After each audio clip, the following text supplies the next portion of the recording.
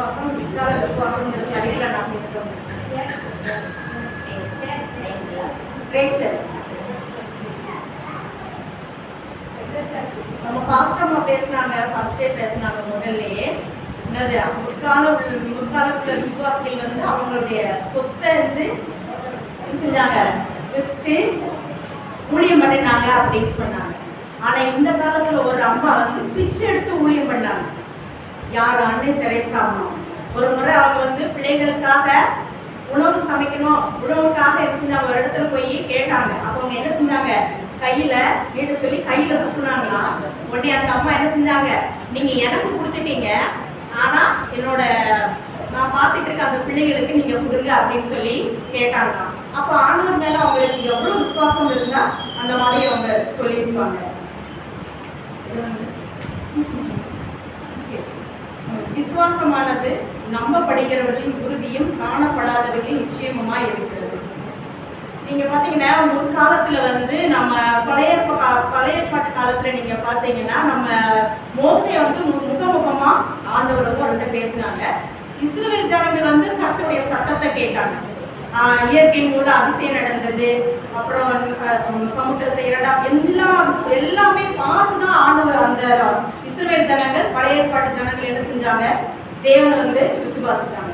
அதே மாதிரி புதிய ஏற்பாட்டு பார்த்தீங்கன்னா அதுலேயுமே தேவன் வந்து என்ன செஞ்சாங்க, மனித உருவெடுத்து வந்தாங்க, நிறைய அற்புதங்கள் செஞ்சாங்க, அதிசயம் செஞ்சாங்க. அதனால புதிய ஏற்பாட்டு விசுவாசங்கள் என்ன செஞ்சாங்க, தேவனை பார்த்துட்டு என்ன செஞ்சாங்க, விசுவாசமா இருந்தாங்க. ஆனா இந்த காலத்துலயும் இருக்கிறாங்க. நமக்கு எல்லாருக்குமே தெரியும், ஒடிசால இப்ப நம்ம நடந்தது, ஒடிசால வந்து ஒரு பாஸ்டரும்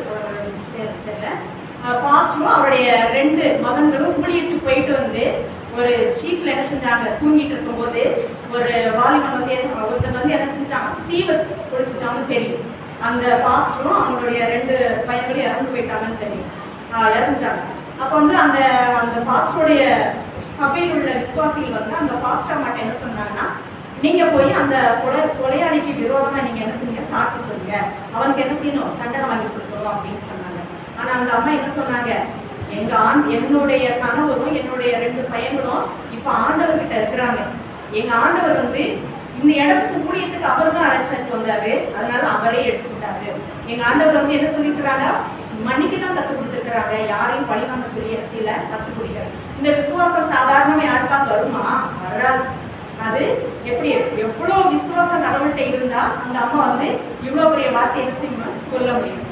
அதே மாதிரி தானியெல்லாம் சாத்ராக் மேஷாக் அவங்க வந்து தைரியமா வந்து பேசினாங்கன்னு சொன்னாங்க. நம்ம மார்ட்டின் லூதரை பத்தி நமக்கு தெரியும். அவர் வந்து ஒரு ஏழை குடும்பத்திலாம் பிறந்து வளர்ந்தாரு. கஷ்டமான ஒரு குடும்பத்திலாம் பிறந்து வளர்ந்து கொஞ்சம் வசதி வந்ததுக்கு அப்புறம் அவர் வந்து ஒரு சட்ட கல்லூரியில வந்து படிக்க வச்சாங்க. அவர் அந்த சட்ட கல்லூரியில படிச்சுட்டு இருக்கும் போது ஒரு நாள் கல்லூரியில இருந்து வரும்போது ஒரு பயங்கரமான இடி மின்னல் பயங்கர சத்தம். அவருக்கு வந்து அவருடைய உயிர் மேல அவரை செஞ்ச பாவம் அதெல்லாம் நினைச்சு அவருக்கு என்ன செஞ்சலாம், பயம் வந்துடும். பயம் வந்துட்டு உடனே என்ன செஞ்சாங்களாம், அந்த நேரமே கடவுள்கிட்ட என்ன செஞ்சாங்க, ஜெபம் பண்ணாங்க.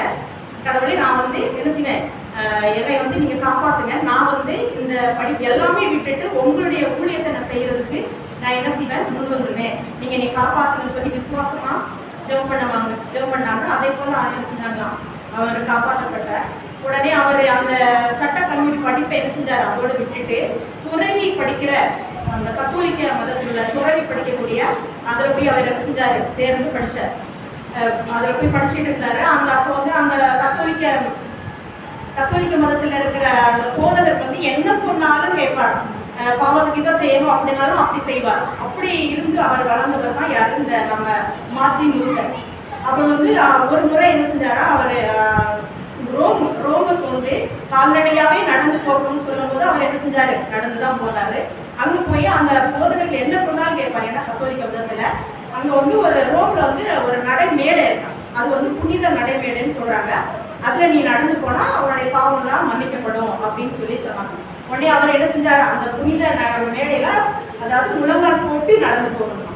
அதே மாதிரி அவர் முழங்கால் போட்டு நடக்கும் போது என்ன செஞ்சாரு, அதாவது இப்படின்னா நடந்து போகக்கூடாது, என்ன செய்யணுமா, விசுவாசம் உள்ளவனா இருக்கணும் அப்படின்னு சொல்லி என்ன செஞ்சாங்கன்னா அவருக்கு அவரோட மனசுல வந்து அவருக்கு கேட்கணும், உடனே அவர் என்ன செஞ்சாரு, அப்ப நம்ம இப்படி அந்த உடம்ப வந்து வருத்திக்கிட்டு நாம வந்து என்ன செஞ்ச இந்த மாதிரி பண்ணனா நம்முடைய பாவங்கள் மன்னிக்கப்படாதுன்னு அவர் தெரிஞ்சுட்டு அவர் என்ன செஞ்சார், உடனே அதை விட்டுட்டு ரோம் நகருக்கு வந்து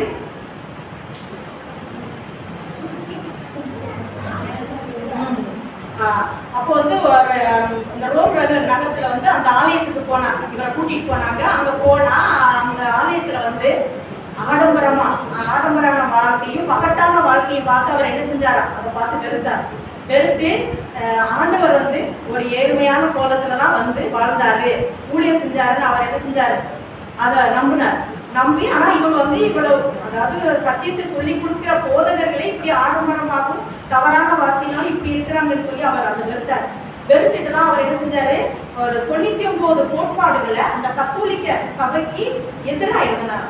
மேரியை வணங்கக்கூடாது, விக்கிரகங்களை வணங்கக்கூடாது அப்படின்னு சொல்லி நிறைய 99 கோட்பாடுகளை எழுதி அந்த கத்தோலிக்க சபையில முன்னாடி என்ன செஞ்சாரு, எழுதி கொட்டினார். இந்த தைரியம் வருமா? அந்த காலத்துல வந்தது.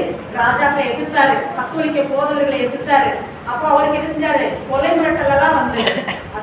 அந்த காலத்துல எப்படியாவது ஆண்டவர் காப்பாத்தினாருன்னு தெரியும் சாத்ராக் மேஷாக்கு. ஏன்னா ஆபிரகாமுடைய பையனை வந்து ஈசாக்கை பலியிடும் போது அவர் என்ன செஞ்சாரு, கண்டிப்பா அவர் காப்பாத்தினாரு. அதே போல இப்பவும் காப்பாத்துவாருன்னு அவங்களுக்கு தெரியும். ஆனா இவங்க வந்து ஆண்டவரை பார்த்ததில்ல, பேசுனதில்லை, எதுவுமே இல்லை. அப்படிப்பட்ட நேரத்துல அவங்க என்ன செஞ்சாங்க, அவர் நம்பினார் இல்லையா.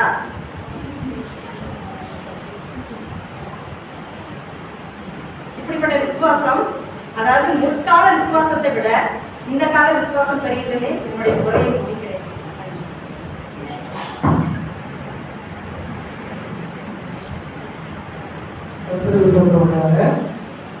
நிறைய இந்த சிஸ்டர் வந்து கொஞ்சம் பழக்கம் பேசுறாங்க. ஆனால் நிறைய கருத்துக்கள் வந்து கொடுத்துருந்தாங்க. அந்த கருத்துக்களை எப்படி அவங்க வந்து அப்ளை பண்ணணும் அப்படிங்கிறது உங்களுக்கு இதாகிறாங்க. ஆனால் இது பார்த்தீங்கன்னா இந்த உட்கார விசுவாசிகள் தான் உறுதியாங்க அப்படிங்கிற வந்து அவங்க நிறைய ஒரு பாயிண்ட் சொல்றாங்க. அந்த பாயிண்ட் பார்த்தீங்கன்னா புரியப்படும் அந்த இன்னைக்கு வாரம் வரலாறே இல்லை இருந்தோம்.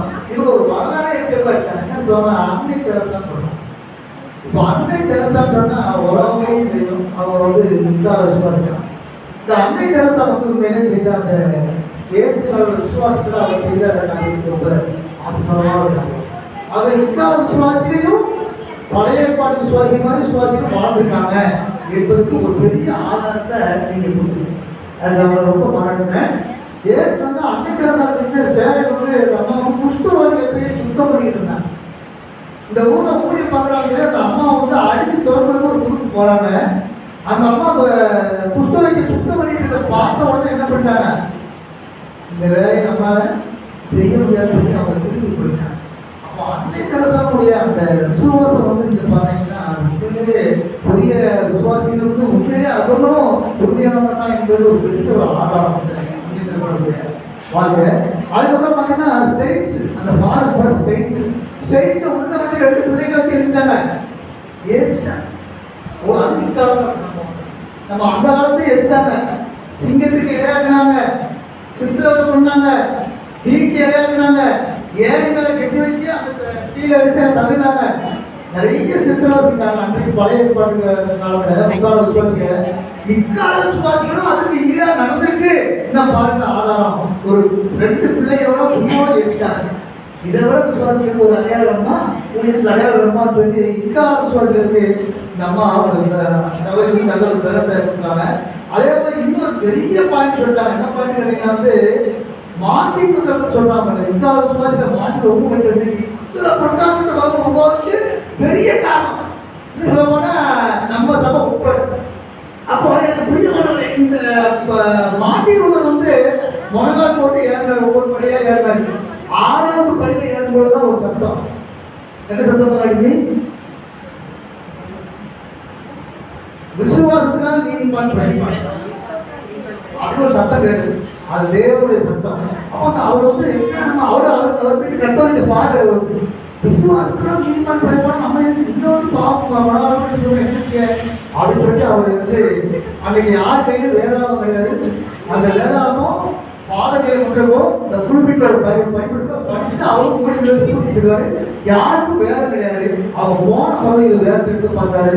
இக்கால விசுவாசி மார்ட்டின் லூதர் எடுத்து படிச்சு பார்த்து எவ்வளவு பிரச்சனைகள் குறைகளுக்கு தேவன் மையானவர் அவருடைய தேவனுடைய சத்தியத்தெல்லாம் மாற்றி சொன்னாலே ஒரு பெரிய புரட்சி உருவாக்குறது மார்ட்டின் லூதர். அவர் உருவாக்குற சமூகத்தை எல்லா புரட்டாஸ்ட் சீர்திருத்தம் உருவாக்கி இன்னைக்கு கிட்டத்தட்ட ஒரு 10 பிரிவு இடத்துல நீங்க 50,000 பிரிவு சபைகள் இருக்குன்னா அது மெயின் காரணம் புரட்டாஸ்ட் இந்த மார்ட்டின் லூதர். ஆனால் புதிய விசுவாசிகள் மத்தியிலும் ஒரு பெரிய எழுப்புகளோ ஒரு விசுவாசம் இருந்திருக்கு அப்படின்னு ஒரு பெரிய வரலாற்று உண்மையை சொன்னாங்க. நான் உண்மையிலே திடீர்னு ஒரு புதிய விசுவாசிகளுக்கு இதை விட ஒரு வாழ்க்கை தேவை. புதிய விசுவாசிகள் தான் உறுதியானவங்க. பழைய விசுவாசிகளுக்கு புதிய விசுவாசிகள் அப்படி ஒன்றும் சளைத்தவர்கள் இல்லை. பழைய விசுவாசிகள் எப்படி இருந்தாலும் அதே போல புதிய விசுவாசிகள் இருந்திருக்காங்க அப்படின்னு சொல்லி நிறைய ஆதாரத்தை கொடுத்தாங்க. பேசுறவங்களுக்கு மாமாட்ட நன்றி தெரிவித்துக் கொள்கிறேன். யாரும் கரங்களை தட்டி அவங்க